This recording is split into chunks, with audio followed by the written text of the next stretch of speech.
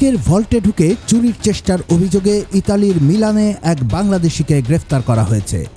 UniCredit ব্যাংকের ভল্টে প্রায় 9 ঘন্টা আটকে থাকার পর ওই যুবককে পুলিশ গ্রেফতার করে। তবে এ ঘটনায় কেউ হতাহত হয়নি বলে ইউরোনিউজের খবরে বলা হয়েছে। ঘটনাটি ঘটেছে ইউনিক্রেডিট ব্যাংকের ভিয়ালে চেরতোসা শাখায়। ইতালি পুলিশ জানায়, বৃহস্পতিবার সন্ধ্যায় 24 বছর বয়সী ওই বাংলাদেশি লকার থেকে টাকা চুরি করতে ভল্টে প্রবেশ করেন।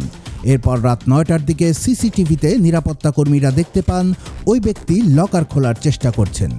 নিরাপত্তা কর্মীদের কাছ থেকে খবর পেয়ে পুলিশ সঙ্গে সঙ্গে ঘটনাস্থলে গেলেও তাকে আটক করতে পারেনি, কারণ ভল্টের চাবি এমন একটি লকারে রাখা ছিল যা পরদিন সকাল 8টার আগে খোলা সম্ভব ছিল না।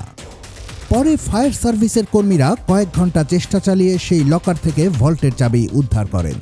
এরপর স্থানীয় সময় শুক্রবার ভোর 5টার দিকে ওই ব্যক্তিকে সুস্থ অবস্থায় ভল্ট থেকে বের করে আনেন আইনশৃঙ্খলা বাহিনীর সদস্যরা। পরে তাকে গুরুতর চুরির চেষ্টার অভিযোগে গ্রেফতার করা হয়। স্থানীয় সংবাদ মাধ্যমের খবরে বলা হয়, ওই ভল্টে পর্যাপ্ত বায়ু চলাচলের ব্যবস্থা ছিল। তদন্তকারীরা সিসিটিভির ভিডিও পরীক্ষা করে দেখেছেন কিভাবে তিনি নজর এড়িয়ে ভল্ট পর্যন্ত পৌঁছেছিলেন। প্রাথমিকভাবে জানা গেছে তিনি লেনদেনের স্বাভাবিক সময়েই ব্যাংকে প্রবেশ করেছিলেন। ঘটনার পর এক বিবৃতিতে ইউনিক্রেডিট বলেছে, তাদের অ্যালার্ম ব্যবস্থা সঠিকভাবে কাজ করেছে এবং কর্মীরা সঙ্গে সঙ্গে জরুরি সেবায় যোগাযোগ করেছিলেন। আটককৃত ওই বাংলাদেশি যুবকের ব্যাপারে বিস্তারিত জানা যায়নি। বর্তমানে তিনি পুলিশ হেফাজতে রয়েছেন।